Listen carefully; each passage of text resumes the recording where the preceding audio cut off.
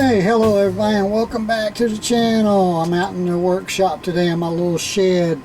It's just a little shed. It's a little, I don't know, 8 by 10, something like that. But anyway, I'm messing around with my little FlashFish again today. You know, it came with all these attachments and things, but it didn't come with a carrying case or anything to put them in, so I'm going to have to find something to carry these in. Now, I've been using this a little bit, you know, running a fan with it, charging the phone, using the flashlight. Let's see how much charge is left on it. Let's see. It's still 100%. I haven't even charged it since I've gotten it. And on the AC side, it's still 100%. And I ran a fan yesterday, 110 volt AC fan with it, and golly, it's still working good. It's still fully charged. So today I'm going to check it out and see what else I can do with it. And as I'm looking around, you know what I'm finding?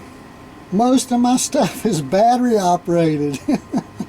One thing I did want to tell you is I have been looking at solar panels for these, because you can hook a solar panel up to it and charge it.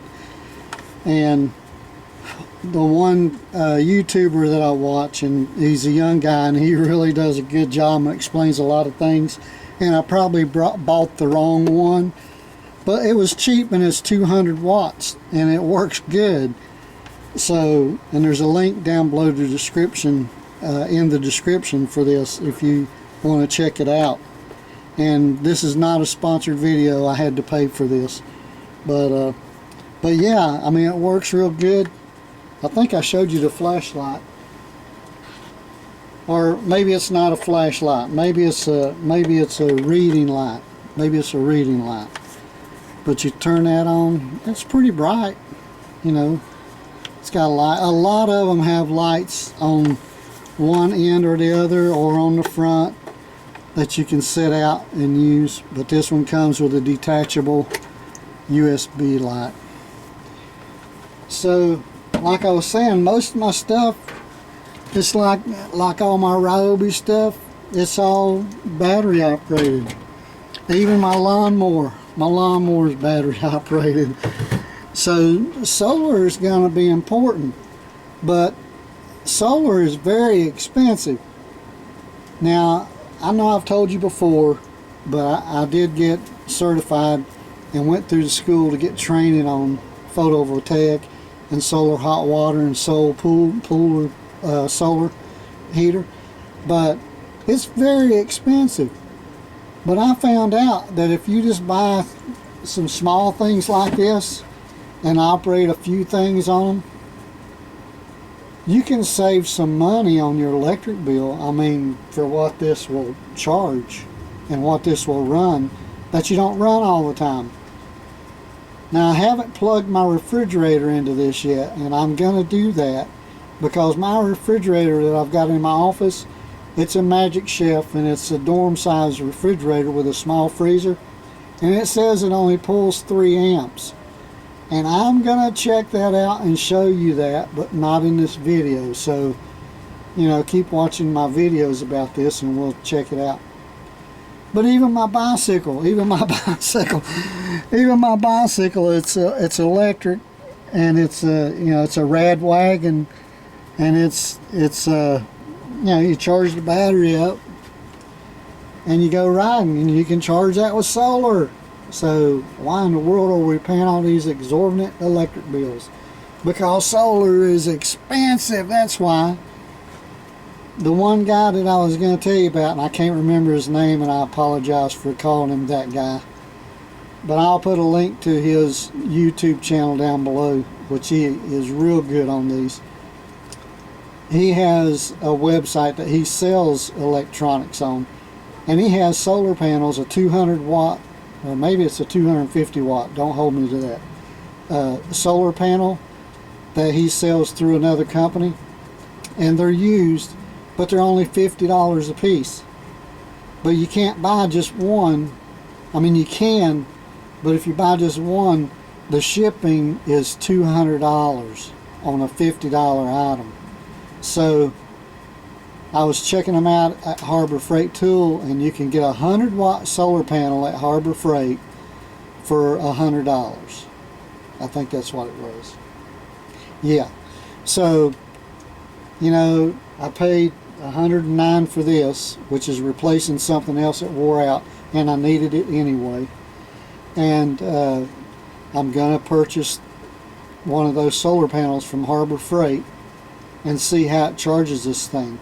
So now I did find one thing that I can charge. I want to see if this little solar power pack will charge my electric bicycle, and I'm going to see how many watts, volts, and voltage and everything with my little kilowatt meter reader here, and see how much it draws. So I'm going to move the camera a little closer here and let you see what the meter and everything says when I turn it on. Like I said, it may overload it and it may shut off and not even work. So let me move the camera and then we'll check it out. Okay, as you can see, everything is off right now. And I'm getting ready to turn it on. Let's see what this watt meter does and see if it'll even come on. Okay, it's on. It's staying on. It's saying 110. Can you see that? 111. Let's see how many watts it's pulling. That says it's only pulling 1 watt. So I'm going to turn this off. Now I'm going to plug this into the bike. And now this is plugged into a 48 volt battery and charger. And now let's see what it does. Okay, it got up to 114 volts. Watts, it's 18 watts. That's pretty good. Let's see kilowatt hours. It's not going to tell me anything on kilowatt hours. But volts, amps, it's pulling 1.41 amps. So man, that would charge up my electric bike if I had to. I don't know how long it would take to charge it, but it would do it. Wow, that's a thumbs up. That's great. So I hope you can see that. Let me go through the settings here again in case you couldn't see it. Yeah, if I can get it somewhere here you can see it. Oh, there you go. So that's volts. That's amps. That's watts. 0.8, I think. Oh no, watts. Watts is around 90 watts. 89 to 90 watts. And then back to amps and back to volts. So that's pretty good. That will work. And it's not even budging. So that's pretty cool. So you could put this on the bike and take it with you, and if you run out of juice, plug this bad boy in and charge that 48 volt battery up. I mean, I don't know how much charge it's going to give you, but it'll give you something. And if you had a little solar panel that you carried along with you, you could plug it in there and charge it with solar. So now I haven't tried charging it, so I'm going to plug the charger in there and I'm going to see what that does. I'm going to zoom in on it a little bit so you can see what happens when I plug in the charger. Got some bees swarming around. Okay, so I'm going to plug it in. Plugging it in, and I'm going to turn the power on. Power on. Oh, look there, one little bar is flashing. So I'm going to let that charge and see how long it takes to charge it, because I have been using it a little bit, but it still showed full charge on everything.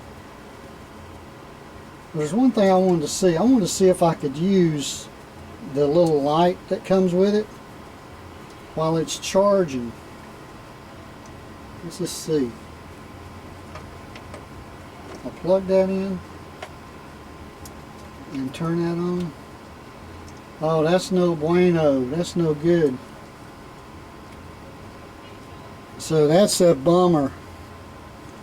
So you can't use anything on it while it's charging.